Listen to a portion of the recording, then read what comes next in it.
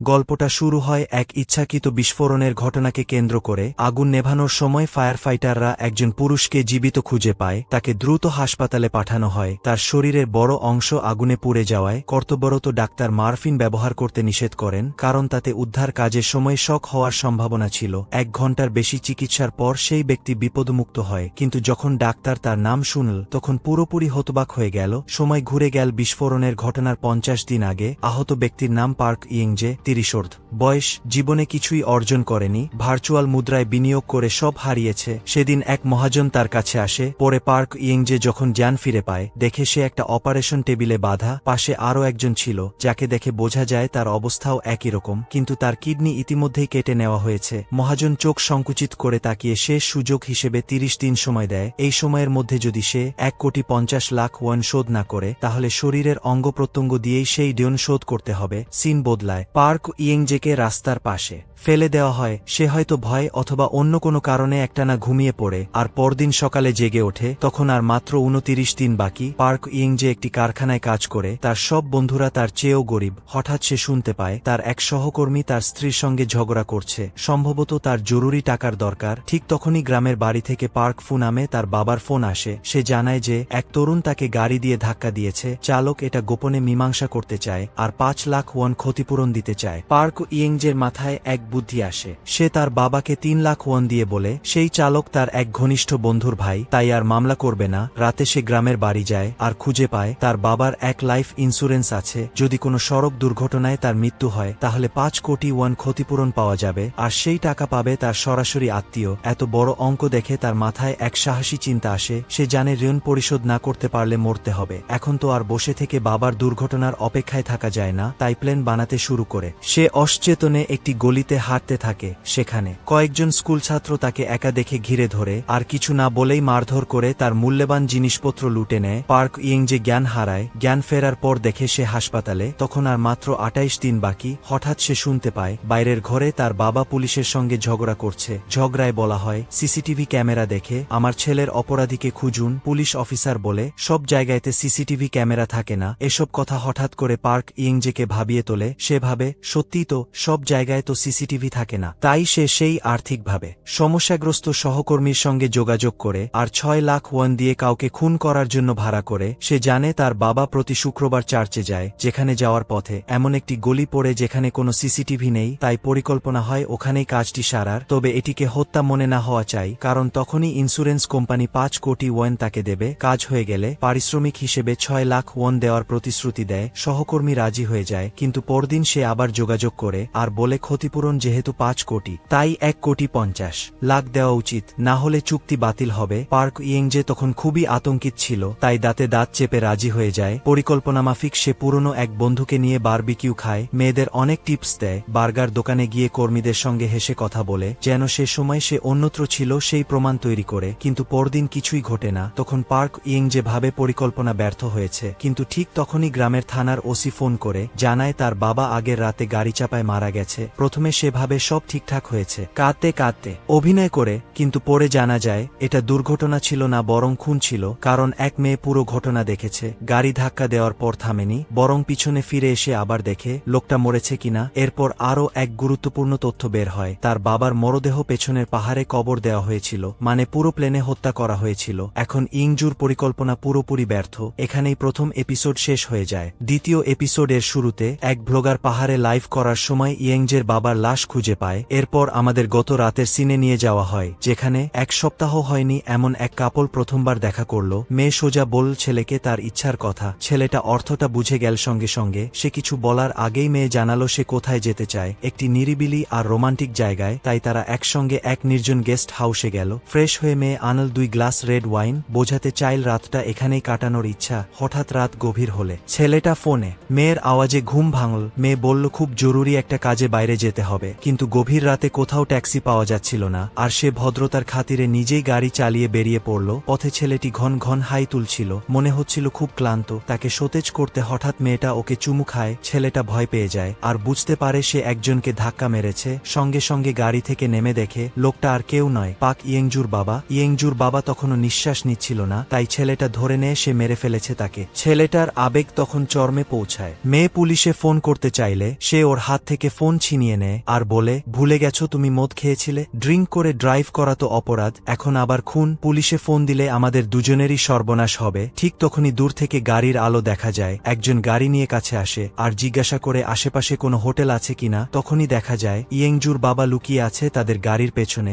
গাড়িটা চলে যাওয়ার পর ছেলেটা ভাবে রাস্তায় লাশ ফেলে রাখা ঠিক না, যদিও জানে না ওই গাড়ির লোকগুলো গুরুত্বপূর্ণ। সে তখন ইয়েংজের বাবার লাশ ট্রাঙ্কে ভরে ভাবে রাতের বেলা রাস্তা পার হওয়া এক ভিখারিকে মেরে ফেললে কেউ খোঁজ নেবে না। কিন্তু তাদের উচ্চ স্বরে কথা বলা এক পথচারীর কানে যায়। সে দৌড়ে গিয়ে পথচারীকে ফেলে দেয়। এরপর ছেলেটা তাকেও ট্রাঙ্কে ভরে ফেলে। মেয়ে বুঝতে পারে না সে কি করছে। তখন ছেলেটা স্পষ্ট জানায় কোনো প্রমাণ ফেলে রাখা চলবে না, যদি সে চায় তাকে জেলে না যেতে দিতে তবে সাথে থাকতে হবে। মেয়ে রাজি হয়ে গাড়িতে ওঠে। আধ ঘন্টা গাড়ি চালিয়ে ছেলেটা পাহাড়ের চূড়ায় পৌঁছে। তখন পথচারী জ্ঞান ফিরে পায়। ছেলেটা প্রথমে তাকে মারধর করে, তারপর তার অ্যাকাউন্ট নাম্বার চায়। কিছুক্ষণ পর দেখা যায় 10 লাখ ওয়ান পাঠানো হয়েছে। পথচারী হতবাক। ছেলেটা বলে, এখন সবাই অপরাধী, যদি বাঁচতে আর কিছু টাকা পেতে চাও তবে সাথে চলো আর লাশটা পুঁতে ফেলি। তারা দুজন মিলে লাশ নিয়ে নির্জন স্থানে যায়। অনেকক্ষণ হাঁটার পর এক জায়গায় মাটি খুঁড়ে ছোট গর্ত তৈরি করে। পথচারী বারবার বলছিল গর্তটা অনেক ছোট, কিন্তু ছেলেটা শোনে না। তারা ইয়েংজুর বাবাকে পাহাড়ের ঢালে পুঁতে ফেলে। ফেরার সময় পথচারী বলে,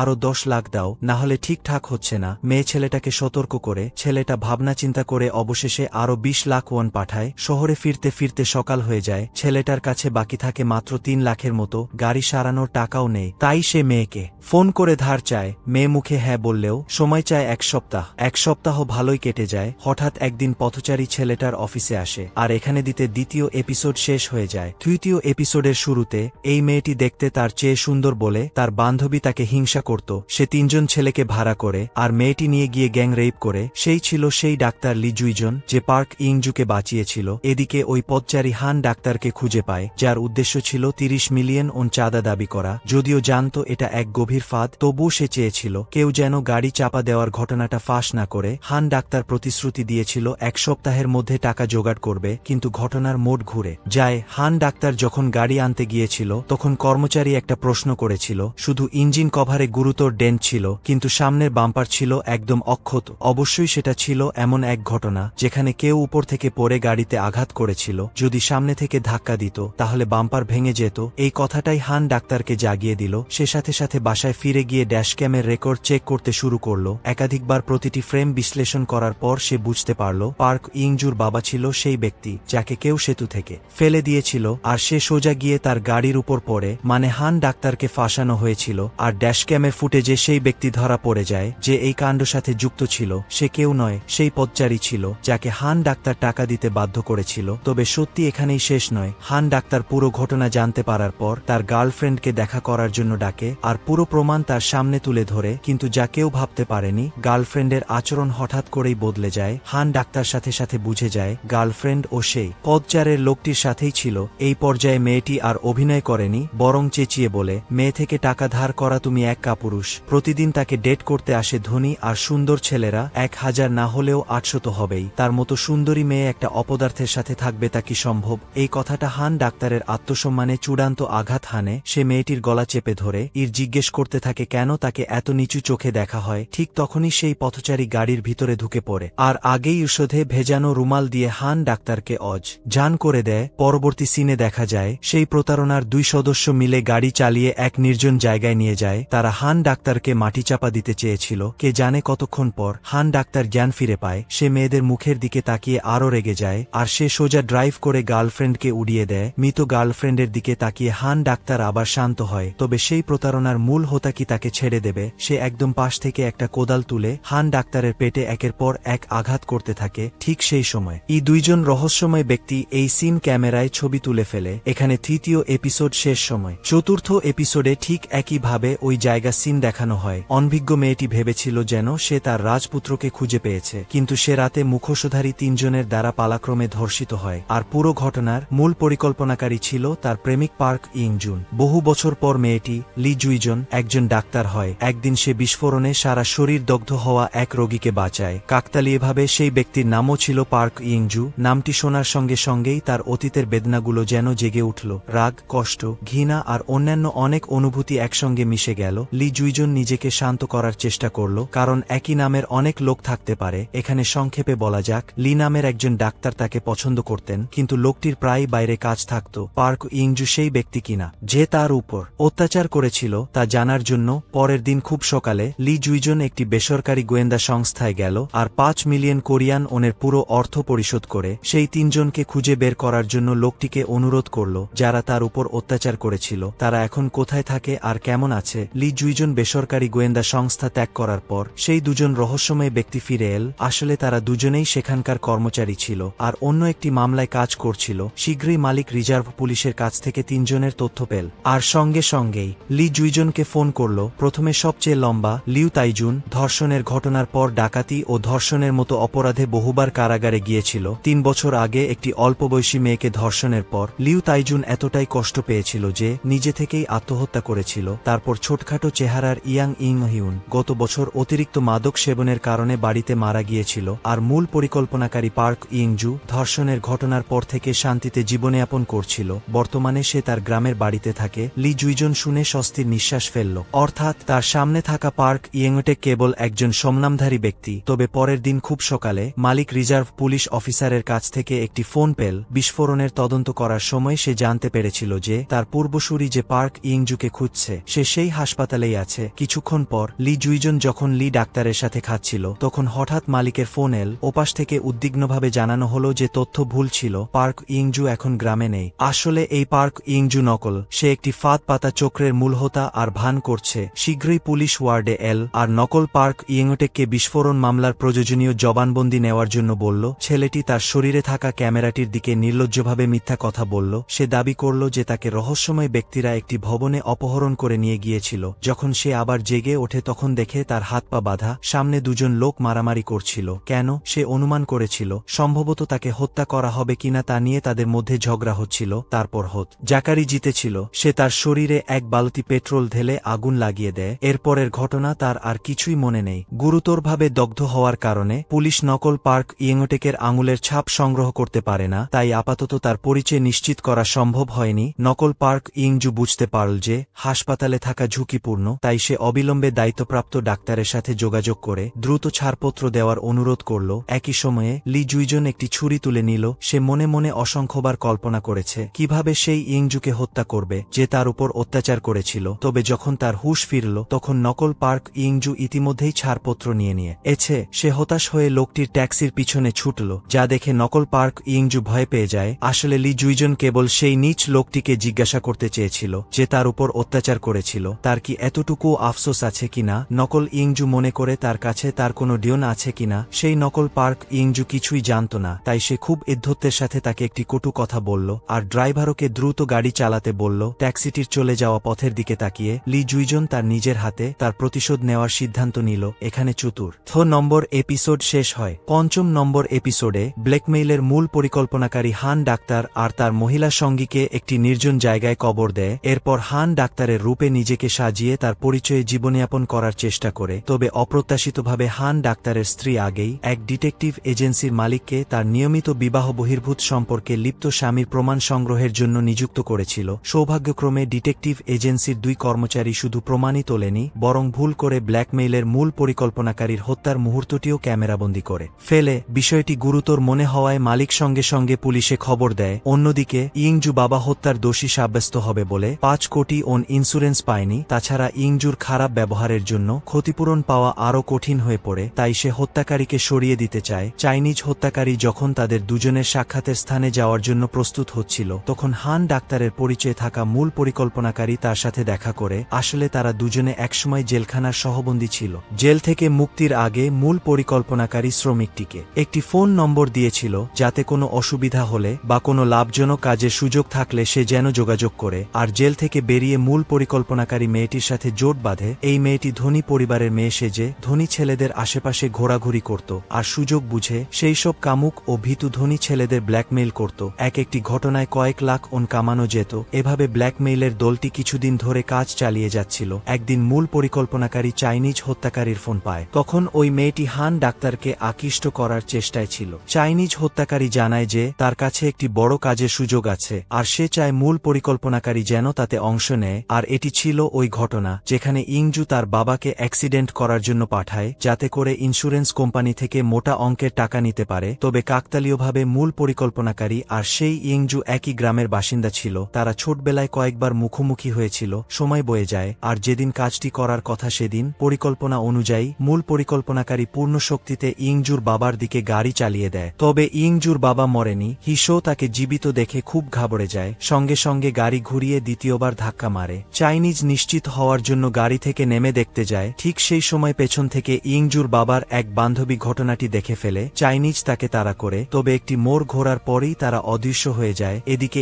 ইংজু বাবা তখনও মরেনি। হিসো পরিস্থিতি বেগতিক দেখে আর লক্ষ্য তখনও জীবিত থাকায় দুজনে মিলে সিদ্ধান্ত নেয় আগে তাকে গাড়ির ভেতরে লুকিয়ে ফেলবে। এদিকে তাদের মেয়েটি ক্রমাগত হিসোকে ফোন করতে থাকে, কিন্তু বিরক্ত মূল হিসো একটিও ফোন ধরে না। কিছুক্ষণ পর মেয়েটি একটি মেসেজ পাঠায়, জিজ্ঞেস করে যে তারা হান ডাক্তারকে নেশা করিয়ে ফেলেছে, কখন গিয়ে টাকা আদায় করবে। এই কথায় হিসো মাথায় একটি ভালো বুদ্ধি আসে। ইংজুর বাবাকে উপর থেকে ফেলে দিয়ে গাড়ি চাপা দিয়ে হত্যার ঘটনাটিকে অন্যের উপর চাপানোর পরিকল্পনা করে। বর্তমান সময়ে ফিরে এলে হিসো আর চাইনিজ সাথে টাকা তুলতে যাওয়ার সিদ্ধান্ত নেয়। একই সময়ে সেই ইংজু আরেকটি গাড়ি ভাড়া করে। তার ভেতরের পরিকল্পনা অনুযায়ী সে এমন ভান করে যেন গাড়ির পেছনের ডিকি থেকে চাইনিজকে হত্যার পারিশ্রমিক নিচ্ছে। তারপর গাড়ির ভেতরে ফিরে এসে চাইনিজকে টাকা দিবে। অবশেষে চাইনিজটিকে যে হাতুড়ি দিয়ে আঘাত করে হত্যা করবে, সেই কাজটি করতে তার 57 সেকেন্ডের বেশি সময় লাগবে না। যখন সে মনে মনে খুশি হচ্ছিল, ঠিক তখনই চাইনিজ লোকটি উল্টো দিকে চলে আসে। যতটা সম্ভব কম সাক্ষী রাখার জন্য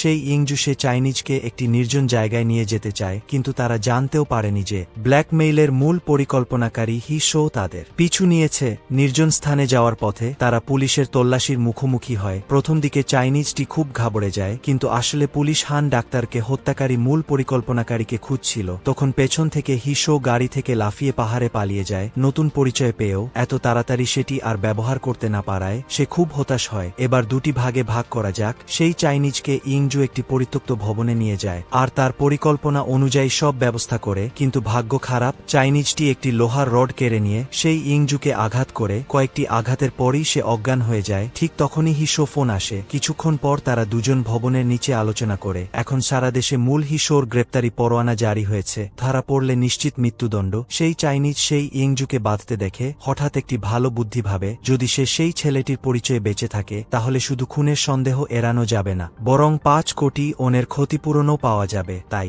শেষে তার চাইনিজ এর গলার ধমনী এক ছুরি আঘাতে কেটে ফেলে। হিসো উঁচু থেকে ধাক্কা মেরে ফেলে দেয় যাতে কোনো ঝুঁকি না থাকে। তারপর সামনে ইংজুকে বলে সে তার পরিচয়ে বেঁচে থাকবে। এতে শুধু হত্যার সন্দেহ এড়ানো যাবে না, 5 কোটি ওনের ইন্স্যুরেন্স পাওয়া যাবে। তারপর সেই ইংজুর পোশাক পরে নেয়। এখানে 5ম এপিসোড শেষ হয়। 6ষ্ঠ নম্বর এপিসোড শুরুতে ইংজু জেন জো ইংকে পুড়িয়ে মেরে ফেলে। যখন সে সন্তুষ্ট হয়ে চলে যেতে লাগলো, তখন পরিত্যক্ত গ্যাসের বোতল বিস্ফোরিত হয় আর বিশাল ঢেউ তাকে কয়েক মিটার দূরে ছুড়ে ফেলে দেয়। যখন ইংজু জ্ঞান ফিরে পায়, তখন দেখে যে সে পড়ে যাওয়া কাঠের নিচে চাপা পড়ে আছে আর নড়তে পারছে না। তাই তাকে এমনভাবে পোড়ানো হয়েছে যে তাকে মানুষ বা ভূত কিছুই বলা যায় না। সিন পাল্টে যায়। নকল ইংজু গ্রামের বাড়িতে আসে। আসল ইংজু ঝামেলায় অভ্যস্ত। সোফায় সুজেই ঘুমিয়ে পড়ে। পরের দিন খুব ভোরে ইংজু টেলিফোনের শব্দে জেগে ওঠে। ইন্স্যুরেন্স কোম্পানির ম্যানেজার পাক ফুর মৃত্যুর ক্ষতিপূরণ মঞ্জুর হওয়ার খবর দেয়, কিন্তু তার মৃত্যুর 1 সপ্তাহ আগে তিনি তার ছেলের পরিবর্তে চার্জাকে দান করেছিল। তাই টাকা তুলতে হলে তাদের সাথে আলোচনা করতে হবে। এতে নকল